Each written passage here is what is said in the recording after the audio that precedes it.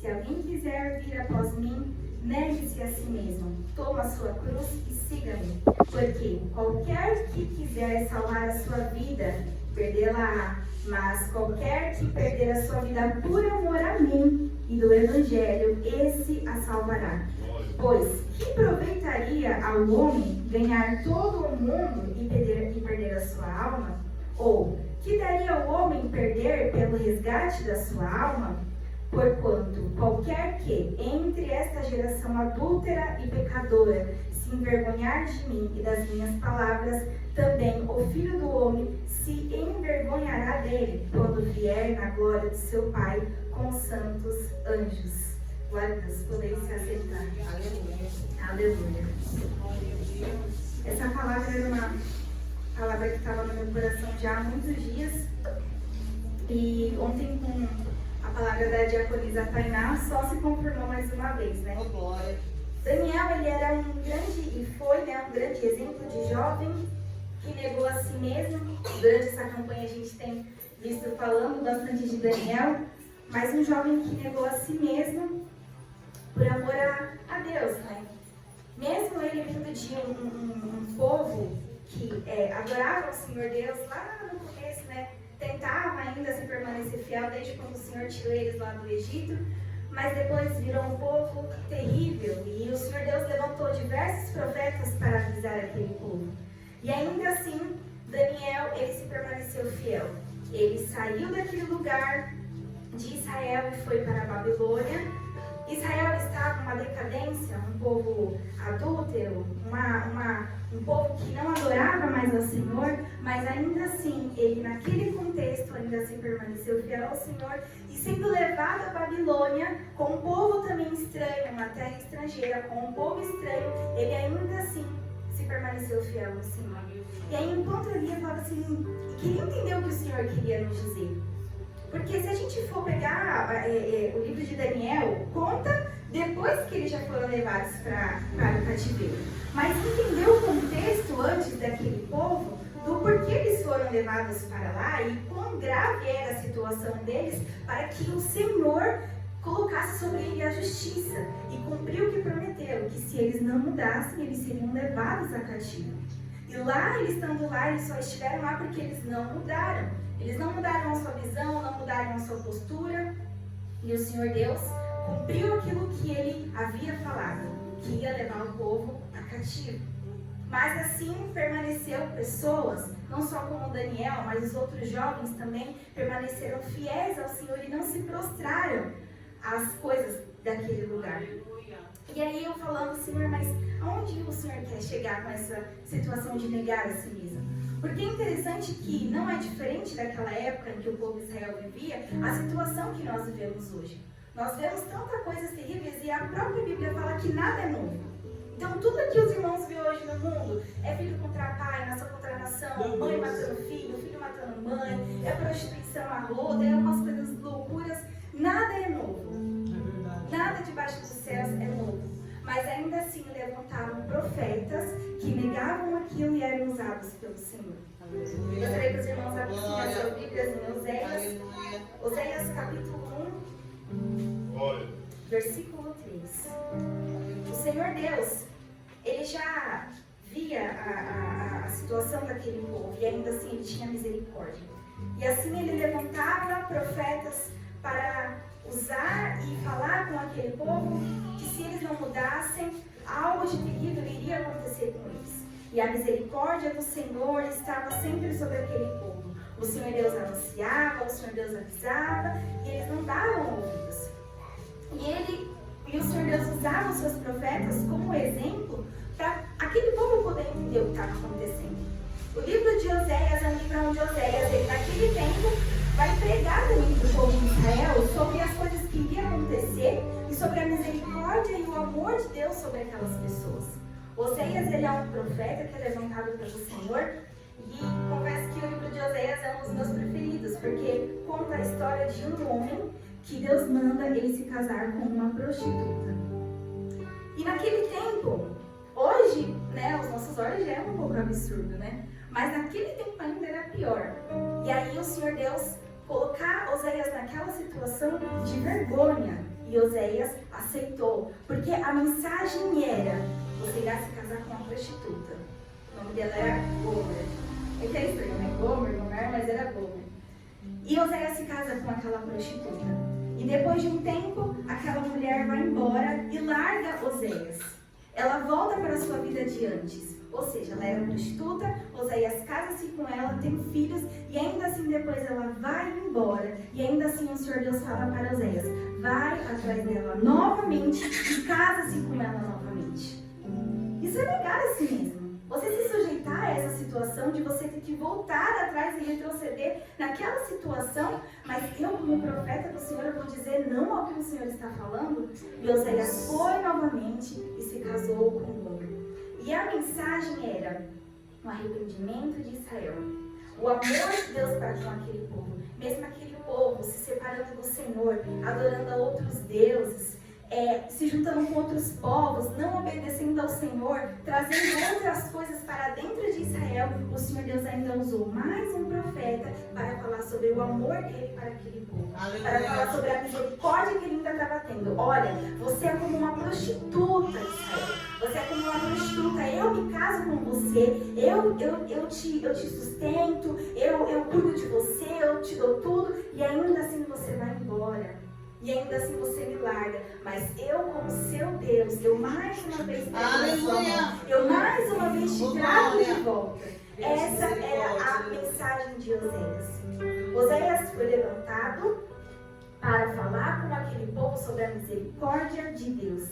E ainda assim ele teve que negar a si mesmo, negar as suas vontades para viver o chamado do Senhor.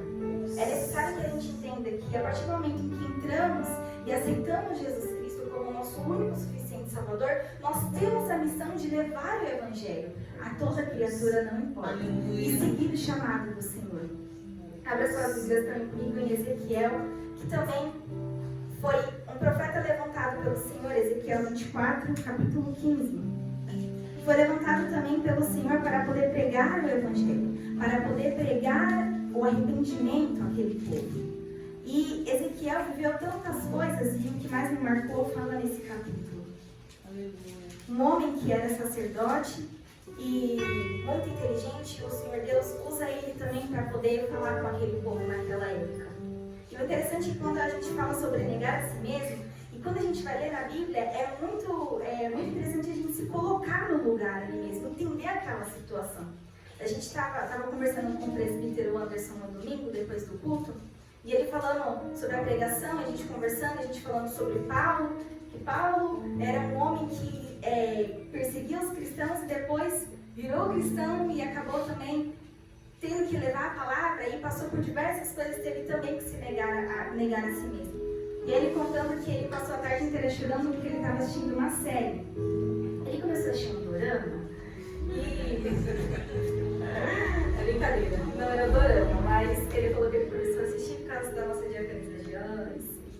E ele falou que ele começou a assistir aquela série The Chosen, acredito que seguramente todos os irmãos conhecem, né? Quem não conhece, procura lá, ele é muito bom. E conta a história de Jesus. E ele falou que, e é real, quando a gente lê na Bíblia, a gente sente aquela emoção, né? A gente chora, o Espírito Santo de Deus fala com a gente, mas é muito legal também quando a gente vê cenas.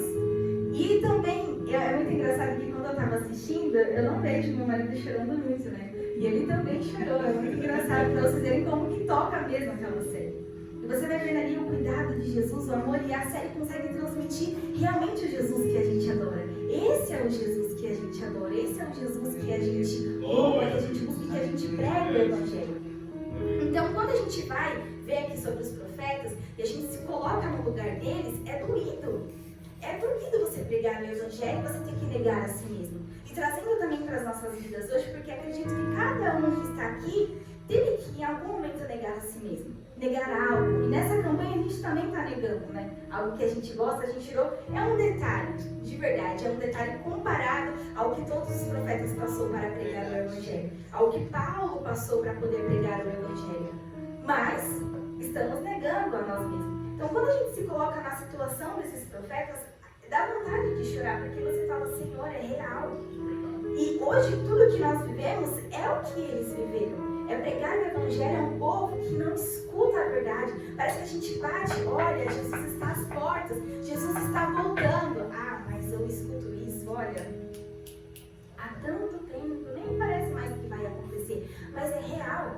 E hoje nós, como os profetas dessa geração, a gente tem a missão de levar essa palavra, de dizer, olha, arrependa-se. Arrependa-se porque Jesus está às portas. E era o que acontecia com aqueles profetas. Jeremias foi um que pregava sobre o arrependimento. Olha, arrependa-se. Olha, vai acontecer algo grande, vocês vão ser levados cativo, vai morrer muita gente, vai acontecer isso, vai acontecer aquilo. E o povo, olha, não vou nem ouvir.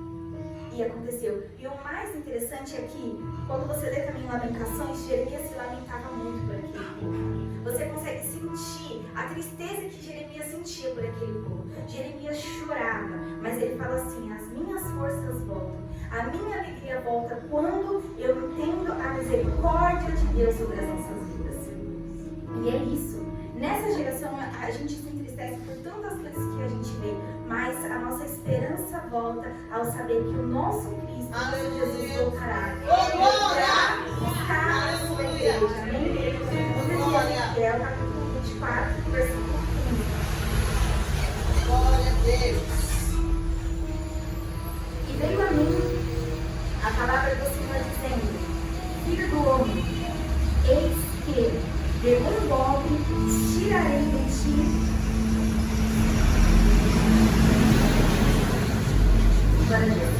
Filho do homem, eis que de um golpe tirarei de ti o desejo dos teus olhos, mas não lamentarás, nem chorarás, nem te correrão as lágrimas. Geme em silêncio, não faças lutos por mortos, ata o teu turbante, põe nos pés os seus sapatos, não cubra os teus lábios e não coma o pão dos homens. Eu falei o povo pela manhã e à tarde morreu a minha mulher, e fiz pela manhã como me foi mandado. E o povo me disse, porventura, não nos fará saber o que significam para nós estas coisas que está fazendo? E eu lhe disse, veio a minha palavra do Senhor dizendo, diz a casa de Israel, assim diz o Senhor Jeová, eis que eu profanarei o meu santuário, e agora da vossa força, e desejo de vossos olhos, e anelo de vossas almas, vossos filhos e vossas filhas, e deixaste cairão a espada, e farei como eu fiz, não vos cobrirei os lábios, não comerei o pão dos homens, e terei na cabeça os vossos turbantes e os vossos sapatos no pé. Não lamentareis nem chorareis, mas definhar-vos as vossas maldades e gemereis uns com os outros.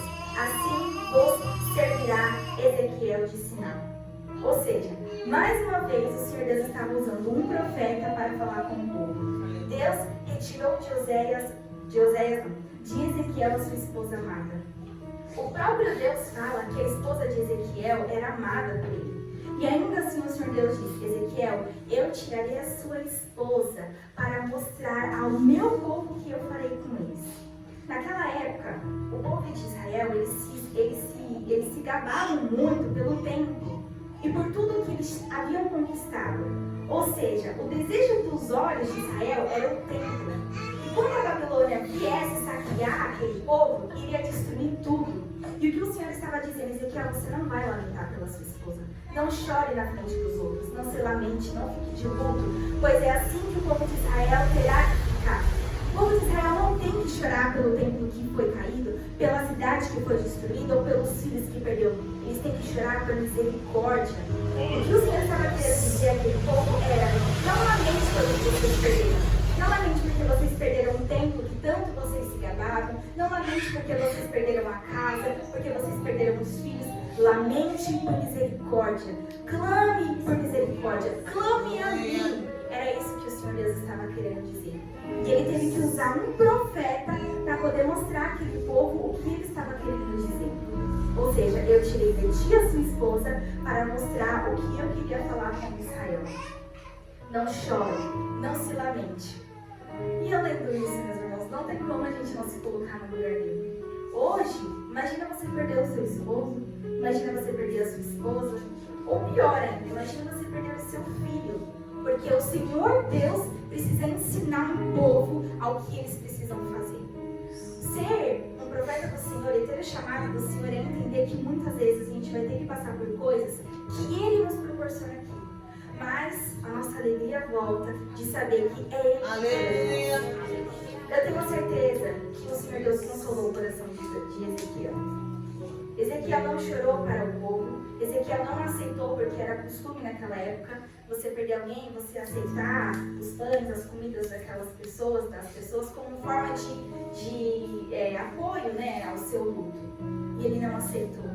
Mas a nossa alegria volta de saber que mesmo quando estamos na presença do Senhor e vivemos coisas que não eram para a gente estar vivendo, por conta do Evangelho, é o Senhor Deus quem cuida, é o Senhor Deus quem sara, é o Senhor Deus quem nos capacita. Assim como aconteceu com Moisés.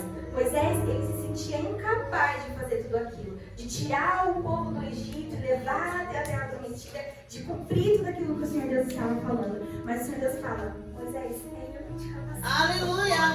É entender que nada vem de nós. Glória a Deus. Nada não é eu que dou, não é eu que vou, não é eu que faço. É o Senhor. É o Senhor que te capacita, é o Senhor que te capacita para pregar, é o Senhor que te capacita para louvar, é o Senhor que te capacita para ir naquele irmão e falar sobre o amor dele, porque é sobre o Senhor Deus. É Ele que nos usa. E quando Ele nos usa, e ainda assim a gente precisa negar as nossas vontades, negar os nossos desejos, dizer não à nossa carne, porque é muito difícil, irmãos. Quando a gente vive num mundo onde tem muitos pratos, e eu não só falo só coisas do mundo, mas hoje está tudo muito fácil, é muito fácil você se acomodar. É muito fácil hoje você não querer fazer nada, porque está tudo muito fácil. Então, pior ainda é quando a gente tem assim preguiça de buscar o Senhor, ou quando a gente já está acomodado naquele estágio que está tudo bem aqui. Eu não me aprofundo mais, eu não busco mais, eu não oro mais, porque tá bom aqui, né? Eu vou aqui para a casa do Senhor, eu vou aqui, eu oro aqui um pouquinho ali.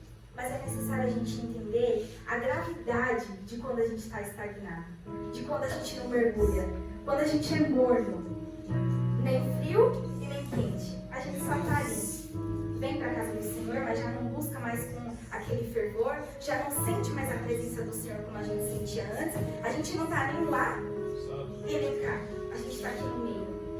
E o Senhor abomina isso. O Senhor fala: ou você é frio, ou você não é meu, ou você não tem a minha proteção, ou você não tem o meu, ou você é meu. Aleluia. Ou você ora, ou você busca, ou você tem intimidade comigo. E era isso que o Senhor Deus falava.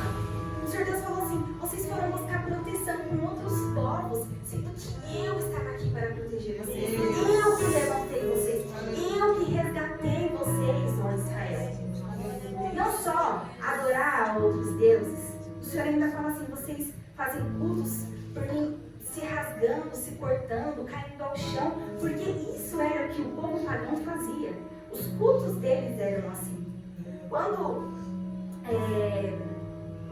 está lá o profeta, que ele está junto com o profeta de Baal, e aí ele está lá, como que é o nome dele? Elias.